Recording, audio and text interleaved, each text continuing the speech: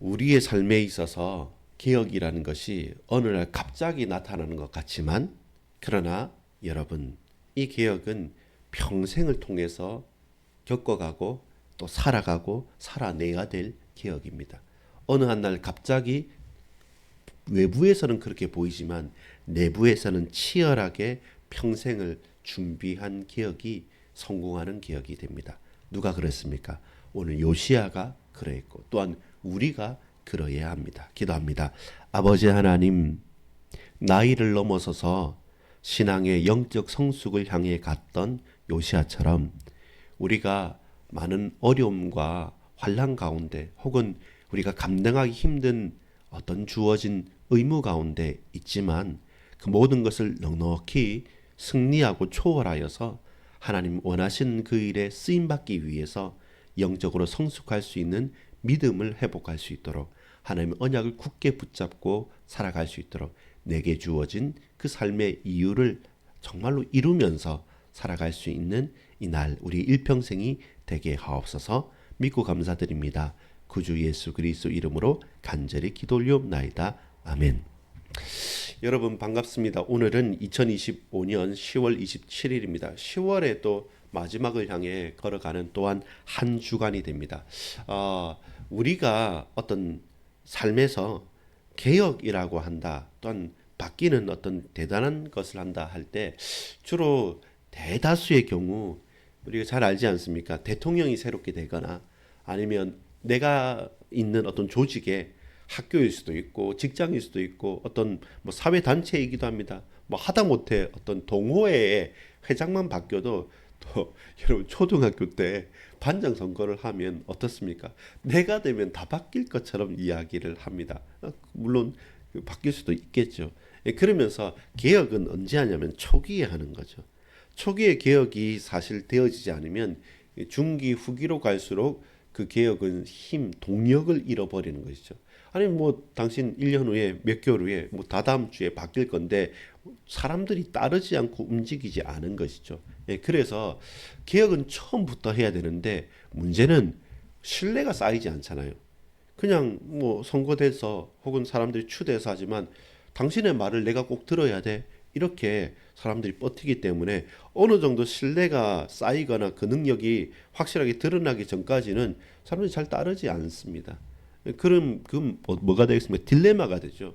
진짜 개혁하려면 처음부터 해야 되는데 근데 어떤 배경이나 신뢰가 없는 처음 만나는 사람들이 자 나를 따르라 우리가 가자 이러면 누가 따르겠습니까? 그게 잘 말이 맞지 않는 거죠.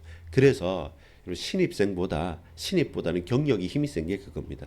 스카웃을 하는 게 그거예요.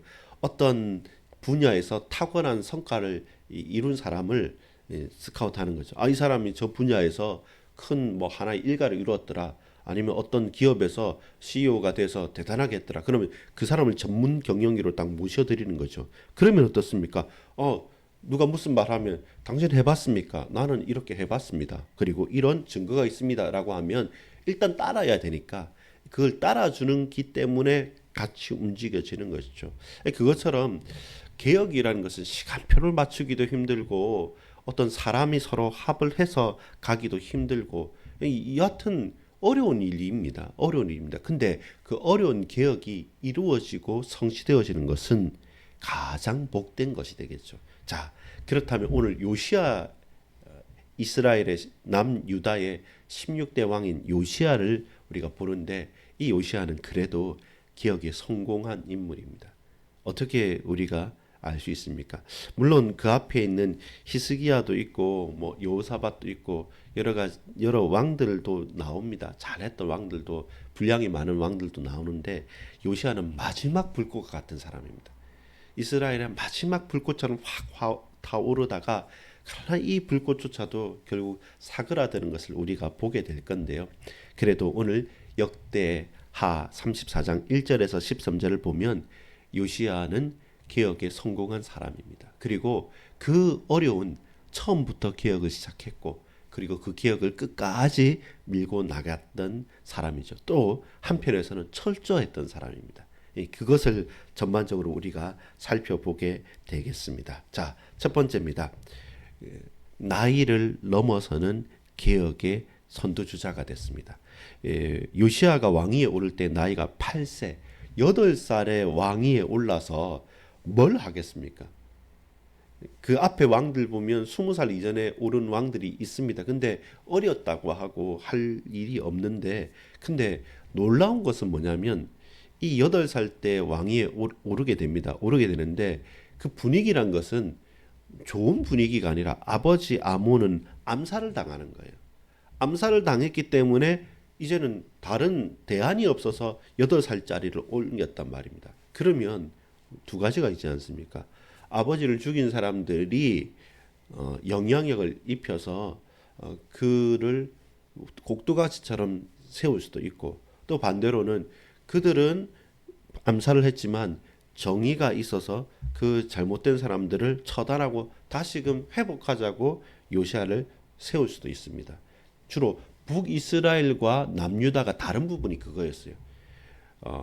남유다는 암살자들, 반역자들이 반역을 하지만 그들을 정리를 하고 처단을 하고 다시금 유다의 자손, 유다 지파의 자손들 중에서 왕이 계속되어지게 됩니다. 근데 북이스라엘은 아무나 왕이 돼요. 이 사람 저 사람 반역자가 왕 돼서 했다가 또 다른 데로 왔다. 그러니까 나라의 질서가 사실상 잡히진 않죠. 그것은 어디와 관계 있습니까? 무엇과 관계 있습니까? 하나님 언약과 관계 있죠. 내가 네 왕위를 영원토록 하겠다는 그 언약 가운데서 계속 이것은 성취가 되어지는 관계인 것입니다. 자, 그렇게 보자면 이 8살 때 왕위에 올라서 그때서부터 31년 동안을 다스리는데 이 핵심이 2절이죠. 2절 3절이죠. 여호와 보시기에 정직하게 행하여 그의 조상 다윗의 길로 걸으며 좌우로 치우치지 아니하고 아직도 어렸을 때 곧 왕위에 있은 지 8년에 그의 조상 다윗의 하나님을 비로소 찾고, 저 뒤에 보면 비로소 또 그 우상들을 무너뜨렸다는 말이 나옵니다. 자, 이 말씀은 무엇이겠습니까? 보세요. 8살 때 왕이 되어졌죠. 그 다음에 8년 만에 하나님을 찾죠. 그리고 8년 만에 우상을 무너뜨리기 시작하고, 나중에 18째 18년 지나서 26살 때 이제는 성전을 수리하는 것처럼, 이것은 어느 한 날 갑자기 사람이 확 바뀐 게보다는 그 여호와께 정직하게 행했다는 말의 특징은 뭐냐면 하나님의 말씀 음성을 듣기를 기뻐했다는 사람인 것이죠. 그것이 이스라엘 왕의 특징이어야만 합니다.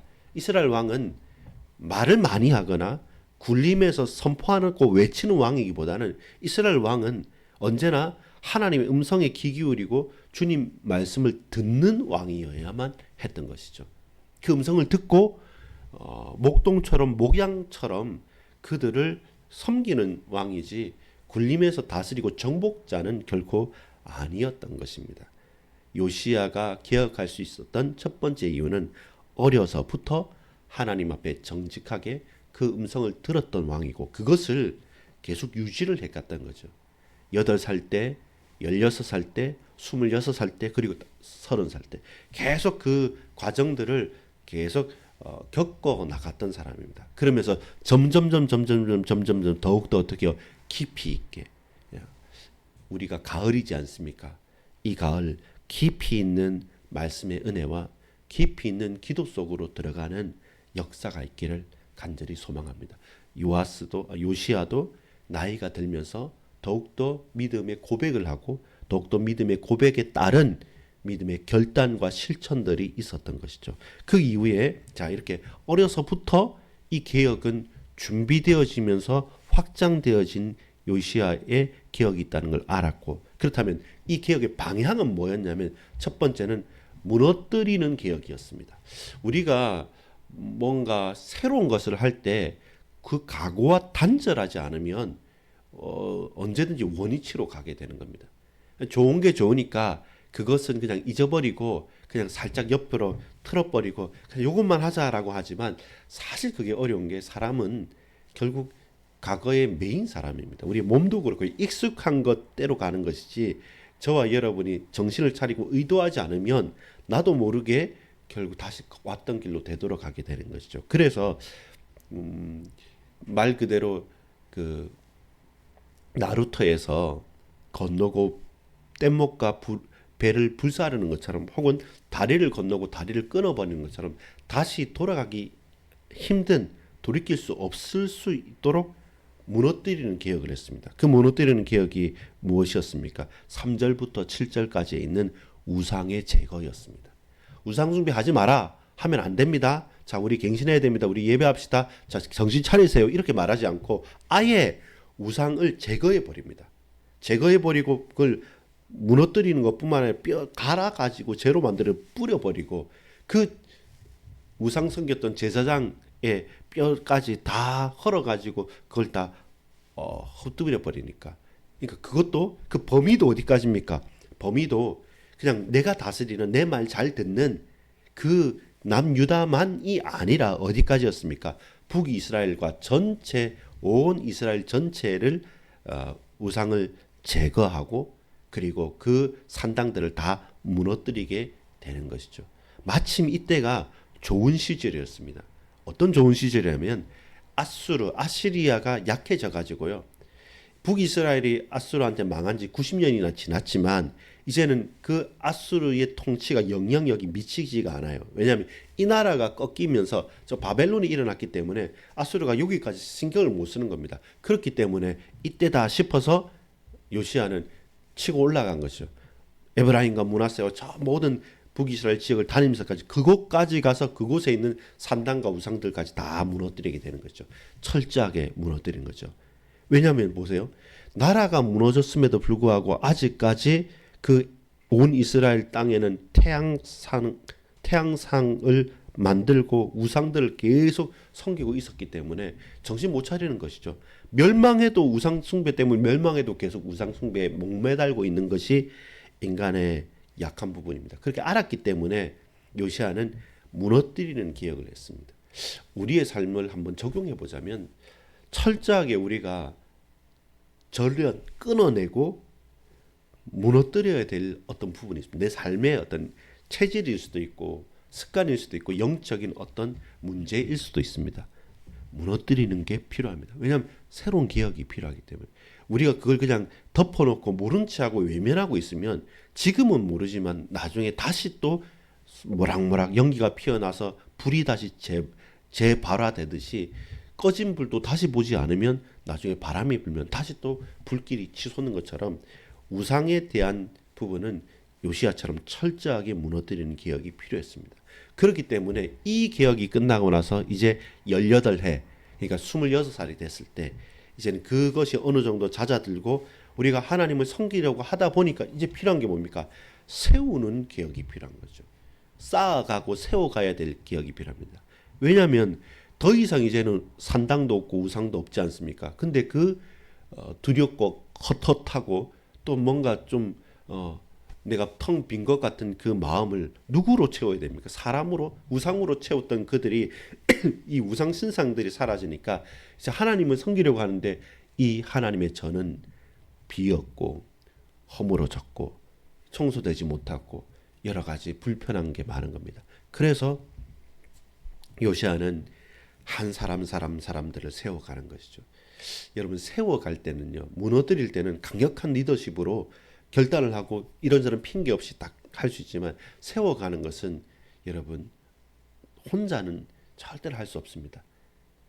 아 이거 너무 중요합니다. 같이 합시다. 같이 해야 되는데 너무 중요하다 말만 하고 그럼 사람들이 구경꾼처럼 우리 이번 주 말씀드린 것처럼 예수님께서 분명히 말씀하시고 그 표적과 증거를 말씀함에도 불구하고 믿지 않으면요. 그리고 동참하지 않으면 그냥 뒷짐지고 구경하거나 아니면 냉담하거나 아니면 그 일을 방해하고 무너뜨리려고 하는 것이죠. 그래서 홀로서는 끝까지 모든 것을 할 수 없습니다. 그래서 그 18해째에 그 땅과 성전을 정결하기를 마치고 하나님의 여호와의 전을 수리하고 보수하는 것, 세워가고 쌓아가는 개혁을 단행하는 것이죠. 각자의 역할을 맡기고요. 각자가 해야 될 그 직무를 규정하고 그리고 필요한 재정들을 마련해서 그 재정들이 잘 쓰일 수 있도록 감독하고 이런저런 부분 여러 가지에 흘려보내서 정말로 꼭 필요한 것에 꼭 필요한 일들을 계속하도록 만들어가는 그 일들을 해 나갔던 것이죠. 12절에 보면 그 사람들이 성실하게 그 일을 하니라. 왜냐하면 감독들이 있으니까요. 그냥 맡겨놓은 게 아닙니다. 감독도 세우고 짐꾼도 생기고 그리고 같이 할 수 있는 팀도 마련하고 그 찬양할 수 있는 레위 사람들도 준비하면서 이제 헛되이 할 수 없도록 하나하나 그 조직들을 하나하나 그 레이어라 그죠 쌓아가는 것들이 있는 것이죠. 그것이 진정한 개혁의 완성으로 가는 것이죠. 우리가 오늘은 읽지 않았지만 내일은 뭐가 나옵니까? 이제는 그렇게 비고 소재됐고 무너졌던 것에 청소하면서 보수하다 보니까 뭐가 나옵니까? 여호와 하나님의 율법책이 나오는 거죠. 그 앞에 이제는 무릎이 꿇는 것이죠. 우리가 이렇게 개혁했을 때 결국 나중에 열매가 나오는 것이죠. 그걸 바라보고 또 그렇지 않더라도 그 부분을 내 때가 아니더라도 앞으로를 바라보고 우리가 믿음의 영적인 도전을 해 나가는 것입니다.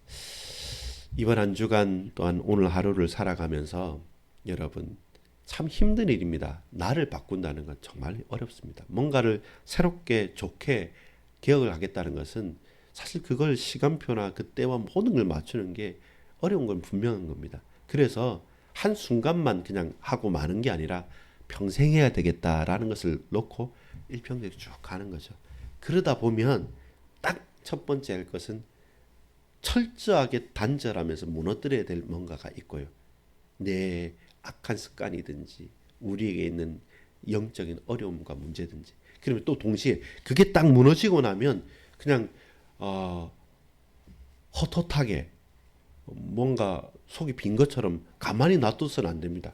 그 위에 철저하게 홀로가 아니라 함께 가장 좋은 것으로 같이 쌓아갈 수 있는 무너뜨리는 개혁과 쌓아가는 개혁이 같이 합쳐졌을 때 결국에는 하나님께서 원하시는 열매 그리고 그 일에 쓰임 받는 저와 여러분의 인생이 빛나게 되어지는 것이죠.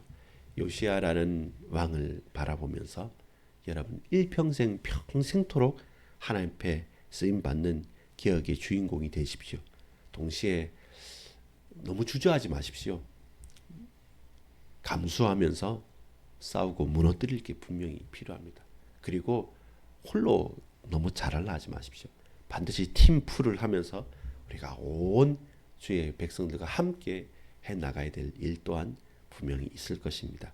주께서 우리의 일생을 복 주시고 역사하시고 은혜 베푸실 줄 믿습니다. 성령께서 충만케 하시기를 소망합니다. 내 인생의 내 삶에 진정한 영적인 부흥, 나이를 넘어서서 영적인 성숙을 할 수 있는 은혜가 넘치는 이 하루 일평생 되기를 소망합니다. 기도합니다. 아버지 하나님 감사합니다. 하나님께 영광을 올려드립니다. 어느 한순간의 변화가 아니라 우리 일평생이 하나님께 붙들림 바 되어져서 실제로 성숙되어지고 변화되어지고 살리고 살려내는 그런 영적 개혁의 주자들로 쓰임받게 하옵소서. 철저하게 허물고 무너뜨리고 단절해야 될 것이 있고 그 가운데서 반드시 홀로 아니가 혼자서가 아니라 함께 이루어가고 세워가야 될 부분이 있사오니 주여 우리로 이 성령의 세밀한 인도 가운데 믿음을 고백하며 달려나가게 하옵소서. 감사드립니다. 구주 예수 그리스도 이름으로 간절히 기도 올리옵나이다. 아멘.